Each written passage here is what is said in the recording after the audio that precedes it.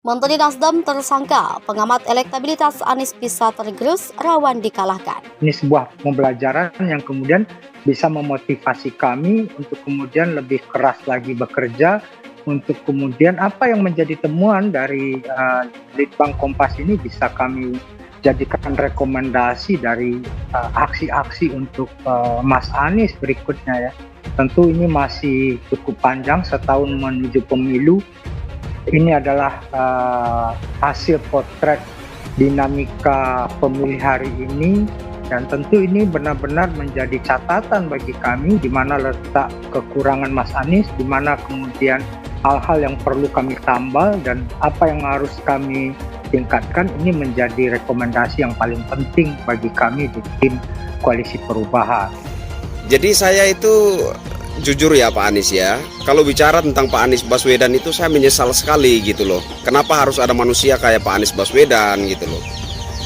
Jujur kalau saya punya anak yang uring-uringan gitu ya, kayak Pak Anies Baswedan itu ya, saya ketok kepalanya itu. Kesal saya itu. Saya beranggapan gini, andai ada seorang anak kelas 5 SD yang mimpin DKI Jakarta, mungkin 90% akan jauh lebih baik dari Pak Anies Baswedan. Mohon maaf. Kita akan melihat bagaimana peta itu terbentuk, gitu. Peta poros kekuatan koalisi itu akan terbentuk dan mengusung calon presiden. Nah, itu baru nanti di situ kita akan bisa menilai bagaimana betul-betul siapa yang paling akan potensial untuk bisa memenangkan pertarungan. Tapi di saat-saat seperti ini memang benar yang kata Bang Willy tadi ya, apapun bisa terjadi, itu akan masih sangat terbuka, termasuk untuk tokoh-tokoh atau figur-figur yang tidak hanya ada di papan atas ini, itu termasuk figur-figur yang ada di papan tengah, kemudian berbagai macam kemungkinan yang bisa memunculkan calon-calon potensial tentunya itu masih sangat mungkin terjadi.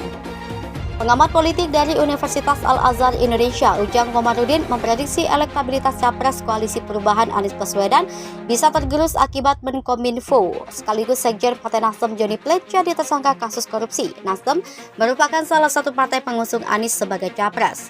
Ujang menjelaskan kasus korupsi yang menyeret Johnny ini tentu akan mempengaruhi penilaian publik, yang pada akhirnya bisa mengubah pilihan masyarakat terhadap partai politik maupun calon presiden pada pemilu 2024.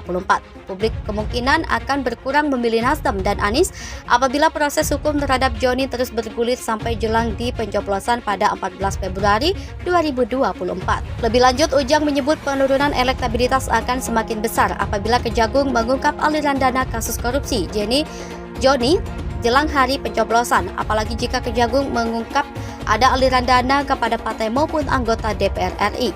Sebelum Johnny ditetapkan sebagai tersangka, elektabilitas Anies sudah kalah dibanding para pesaingnya. Berdasarkan hasil survei lembaga indikator politik pada 11-17 April 2023, elektabilitas Anies sebagai Capres adalah 25,2%. Sedangkan Ganjar Pranowo dan Prabowo Subianto tingkat keterpilihannya sama-sama 30% lebih. Sementara itu Anies Baswedan mengaku tidak terlalu memikirkan soal keterlibatannya, soal elektabilitasnya yang kemungkinan turun akibat Johnny jadi tersangka. Baginya elektabilitas hanyalah urusan remeh-temeh.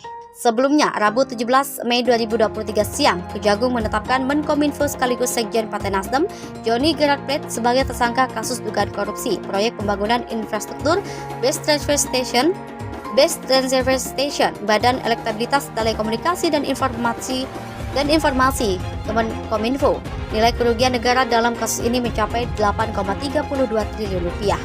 Kejagung dan kantor staf presiden membantah bahwa penetapan Johnny sebagai tersangka ada kaitannya dengan politik praktis. Dua lembaga itu mengklaim langkah Kejagung murni upaya penegakan hukum. Bantah elektabilitas turun akibat Johnny Plate, Anies negeri ini tak diatur presentase.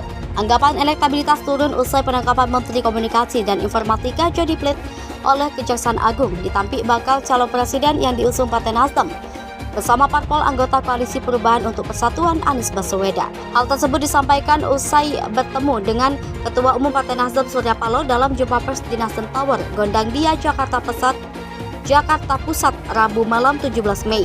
Ia berpendapat kasus yang menjerat Johnny tidak seperti yang diisukan sejumlah pihak melalui media sosial. Spontan Mantan Gubernur DKI Jakarta itu bahkan menegaskan isu jegal-menjegal yang muncul adalah tidak jauh lebih penting dari sikap politik Nasdem, di mana menurutnya punya arah yang jelas dalam membangun bangsa. Lebih lanjut, Anies juga menjawab soal isu dampak penetapan tersangka Johnny Plate terhadap elektabilitas Nasdem dan juga dirinya sebagai capres yang diusung KPP.